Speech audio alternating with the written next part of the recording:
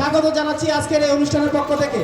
আমাদের অনুষ্ঠান চলে আসছেন জনপ্রতিনিধি বাংলাদেশ সরকারের পানি সম্পদ মন্ত্রণালয়ের দায়িত্বপ্রাপ্ত মাননীয় সদস্য জননেতা জনাব শহীদুদ্দিন চৌধুরী এমপি মহোদয় আমাদের এই অনুষ্ঠান চলে আসছেন।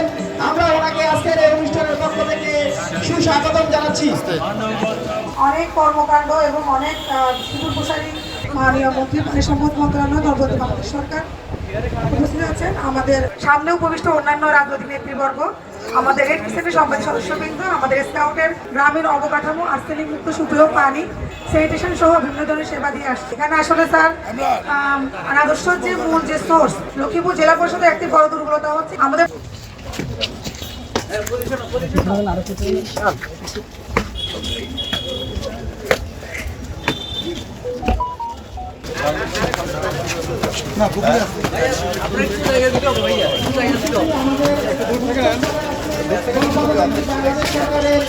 আমরা জনগণের ম্যান্ডেট নিয়ে এখানে এসেছি। দীর্ঘদিন পর আন্দোলন, সংগ্রাম, ত্যাগ, শ্রম, ঘাম, গুম, খুন, সর্বশেষ জুলাই আন্দোলনের শহীদ হওয়ার মধ্য দিয়ে হেলিকপ্টারতে পর্যন্ত গুলি হয়েছে।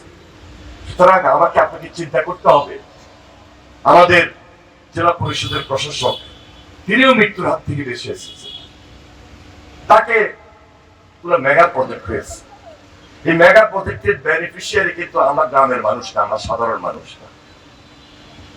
হয়তো এটা সাময়িক ক্ষেত্রে আপনার আমার বিশেষ প্রয়োজন হয়। এমন এমন মেগা প্রজেক্ট হয়েছে যেটা এই মুহূর্তে গত 17 বছর এটা না করলেও চলত।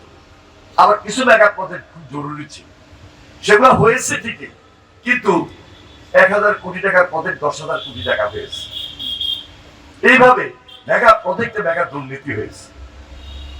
কোনোভাবেই যেন দুর্নীতি না হয়, সেটা জেলা পরিষদ হোক, সেটা লক্ষ্মীপুর পৌরসভায় হোক, পুলিশ ডিপার্টমেন্টে হোক, সিভিল প্রশাসনে হোক, এবং লক্ষ্মীপুর রোডসে হোক, আর এলজিডিতে হোক, বা অন্য কোনো ডিপার্টমেন্টে হোক, দায় দায়িত্ব কিন্তু তাকে বহন করতে হবে। কোনো দায় দায়িত্ব আমরা নেব না। এবং এই ব্যাপারে কিন্তু সম্পূর্ণ ভাবে আমাদের সরকার খুব বেশি আকার। মাননীয় প্রধানমন্ত্রী এই ব্যাপারে সবসময় খুব সতর্ক আছে। যদি কেউ কোনো দুর্নীতির সঙ্গে সম্পৃক্ত হন, তাহলে কিন্তু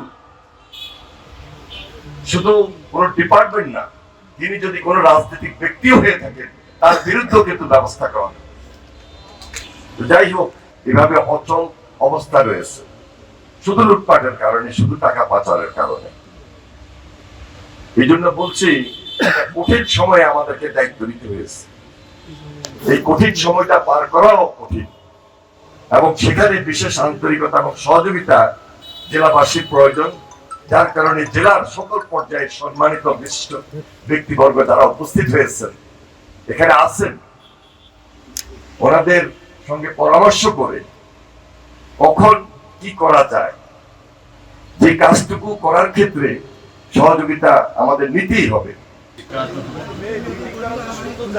أعوذ بالله من الشيطان الرجيم وتنزع الملك ممن تشاء بغير حساب صدق الله